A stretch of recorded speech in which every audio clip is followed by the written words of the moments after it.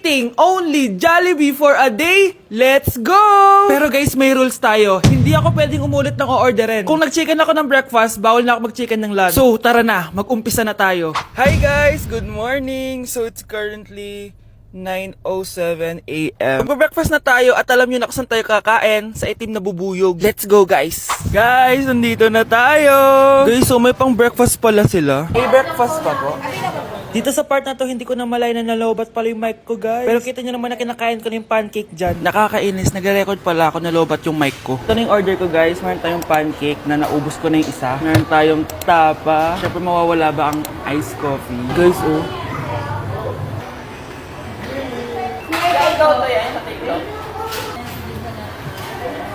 Sarap na, guys. This is my new favorite. Okay, next naman, itong tapa. Tikman na natin.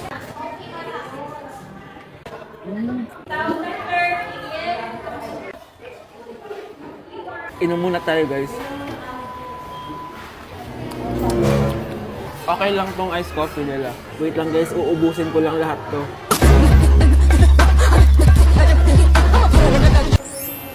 I love my breakfast. Super satisfied at worth it naman yung mga binili ko kasi nabusog ako, guys. Pero, hindi ko na pwedeng orderin yung mamaya. Kahit gusto ko kasi wala na yung mamaya, pang breakfast lang yun. Guys, na-excite na ako kung anong kakainin natin mamayang lunch. So, see you later. It's lunchtime, guys. So, naligo na ako para naman fresh tayo, no? Parang di naman fresh. Medyo na-late lang yung lunch natin kasi magti-3 na. Kasama pala natin mag-order si Honey Bunny. Jane, okay ka pa ba? Eto na, guys! Na para bang magbumukbang ako. Guys, nakikita nyo ba to? Sana nagugutom na kayo habang pinapanood nyo to.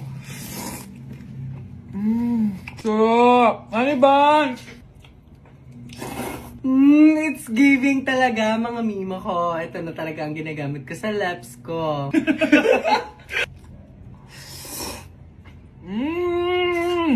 Taran! Wala na laman. Okay, next natin to chicken fillet. Meron siyang sauce. Look at that.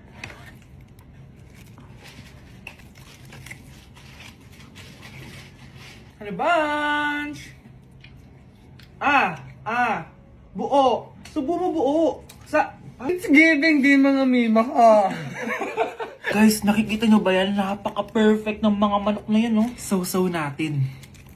Alam kong takam na kayo. Tingnan nyo to, guys. Bumili na kayo.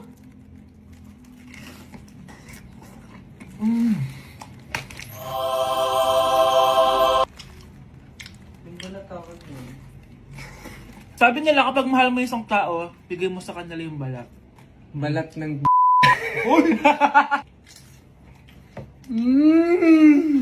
Hala, ano yung naririnig ko? Gutom ka na! Mag-order ka na! Sir, tapos na po. Grabe! Sobrang busog! Ang next natin ay merienda at dinner. So, see you guys later! So, di na ako nakapag-vlog ng merienda, kaya iisahin ko na yung merienda tsaka dinner. Ito na siya, guys! Bawal na ako mag-chicken kahit gusto ko mag-chicken. Hindi ako napaso, guys. Sarap talaga ng peach mango. At eto, hindi sa akin to. Kay Jungkook Im nito to. By the way, guys, nasa bahay tayo ni Rodolph. Ayan. Oh. Hello, may tatawagan na ako. Yabang. Wow.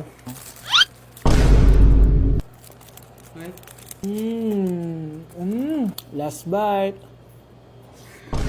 Ito yung nuggets. Alam ko, sriracha to. Sausaw na natin. Ano lang binili mo? Ay. May sauce siya. Guys, tatanggalin ko na tong bun. Naumay na ako sa bun eh. Ito na lang kakainin ko. Kakaiba yung lasa nito. Feel ko dahil sa sauce. Pwede bang diet challenge naman next time? So that is it for this video, guys. Tulog challenge naman ako kasi para na akong zombie, oh. So yun lang. Bye-bye! Wow! Anak, di ako makapaniwalang may pinapatayo na tayong bahay. Nay, deserve natin to. Ang tagal nyo din itong pinaghirapan. Ma'am, saan ko po ilalagay itong mga semento? Doon na lang sa gilid, kuya. Sige po, ma'am. Excited na ako matapos itong bahay natin, anak. Saan dito? Hoy, huwag ka pupunta dyan! Grabe nangyari sa kanya. Naman siya. Ba't ang daming tao? Engineer, anong meron? Ma'am, yung isa sa mga trabahador namin, nakuryente tapos natabunan ng semento. Ayun, namatay. Ha? paano nangyari yun? May nag-utos ata sa kanya na ilagay yung semento sa gilid. Eh, madami live wire dun eh. Ay. Ang problema, ma'am, kung tatanggalin pa namin yung katawan niya sa ilalim ng semento, baka hindi agad matapos tong bahay niyo. Hindi pwedeng hindi matapos agad tong bahay na to. Di bale, babayaran ko na lang yung pamilya nung namatay. Nay, sigurado ka ba? Sige po, ma'am. Sige na, ituloy niyo na yan. Congrats po, ma'am. Natapos din yung bahay niyo. Ang ganda, di ba? Wow, ang ganda.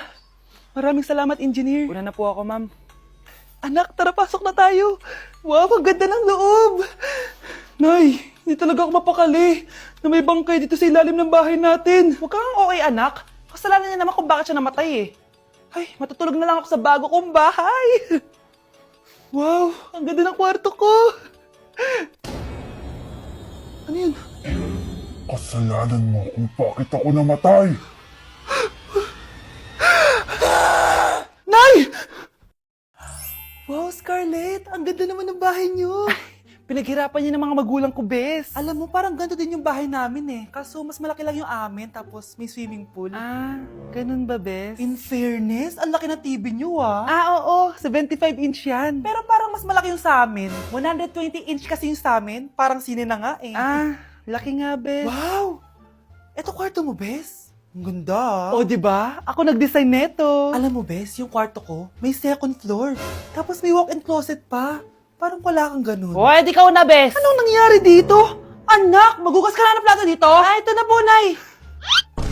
Ang dami naman nito. Ay, buti na lang talaga may bida. Wow, bes. Ang syala naman ng dishwashing soap nyo. Ah, eto ba, bes? Alam mo ba, si Coco Martin ang may-ari neto at siya mismo ang namili at nag-test neto. Talaga ba, bes? Oo naman, bes. Bida kontra sebo to. Oh, diba? Natanggal agad ang sebo. Di tulad na nakasanayan. Bida sa sulit dahil konting patak lang, madami ka na mahuhugasan. Bida sa bula, tignan mo naman, diba? Ang dami. At syempre, bida sa bango. Nakakasyala talaga yung lemon plus calamansi scent. Malinis ang amoy. Ang ganda nga yan, bes. Pasado talaga sa akin tong gawang Pinoy. Kaya oras na para palitan ang nakasanayan. Dahil nandito na ang bida. Eh, saan naman mabibili yan, bes? Mabibili to sa TikTok Shop at sa Suking Sari Sari Store. Available in 700ml, 200ml, and 20ml. Sobrang mura, di ba? Kaya bida sa bulsa. Bida sa linis. Bida sa buhay. Tay, ano? I-explain mo na sa akin. Kung bakit nakaburo si nanay, ha? Bakit ka ba naniniwala dun, ha? Ang totoo mong nanay, busy. Di ba sinabi ko na to sa'yo? Pero, tay! Wala nang pero. Huwag mo akong hintayin magalit, Scarlett. Di mo magugustuhan. Hindi pwedeng hindi si nanay yung nakita ko sa cellphone. Alam na alam kay tsura ni nanay. Malalaman ko rin sikreto mo, tay. Oh, Scarlett, aalis ako ulit, ha? Huwag kang pasaway.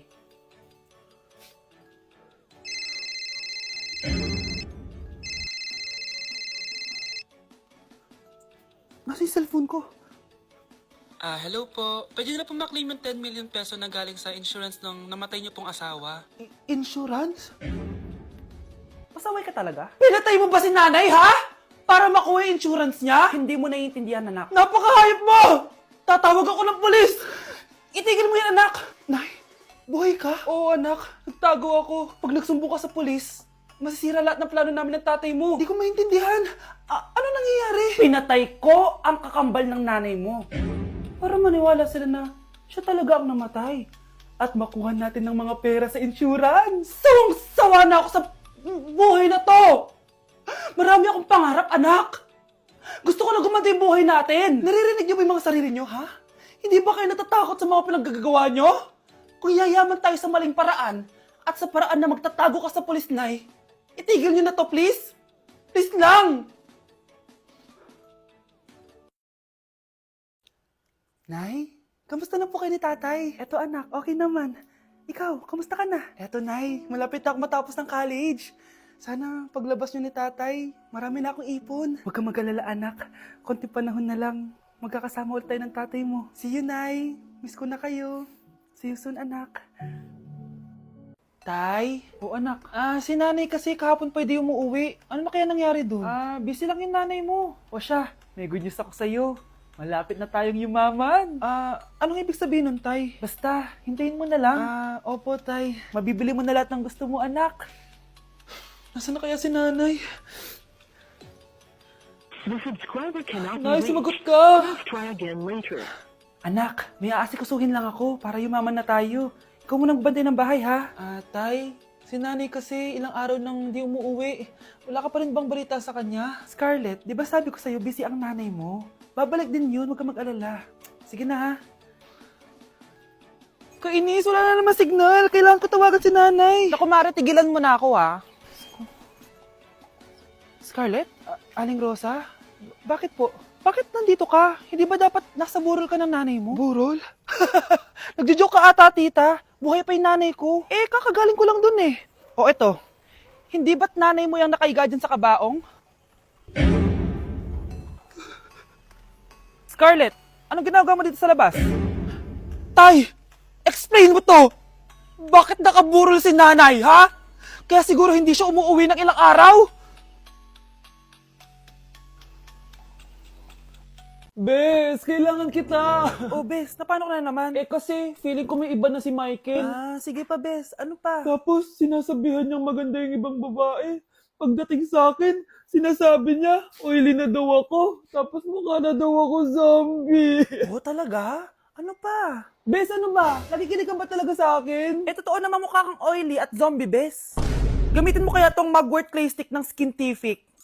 Bes, pag ginamit ko ba to, magiging sweet na ba ulit sa akin yung boyfriend ko? Aba, ewan ko sa boyfriend mo, Bes. Pero ang sigurado, magiging fresh at blooming ka dyan. Simula nung ginamit ko yung Mugwort Clay Stick, nawala yung redness na mukha ko, nawala din yung mga blackheads ko, at di na ako oily. Dahil meron yung niacinamide, salicylic acid, at centella na nakakatulong sa ating skin. Wow, Bes, ang smooth na ng balat ko. Buti pa tong Mugwort Clay Stick. Love ako. Alam mo, Bes, sinabihan na kita dati pa eh, na you deserve better. Tama ka, Bes. I know my worth now. Kaya deserve na deserve ko tong Mugwort Clay Stick ng Skintific. Ay, o nga pala, Bes, yung utang mo last week, nasan na? Ay, Bes, huwag ka muna dumagdag sa problema ko ngayon, pwede? Tsaka, akin na to, ha?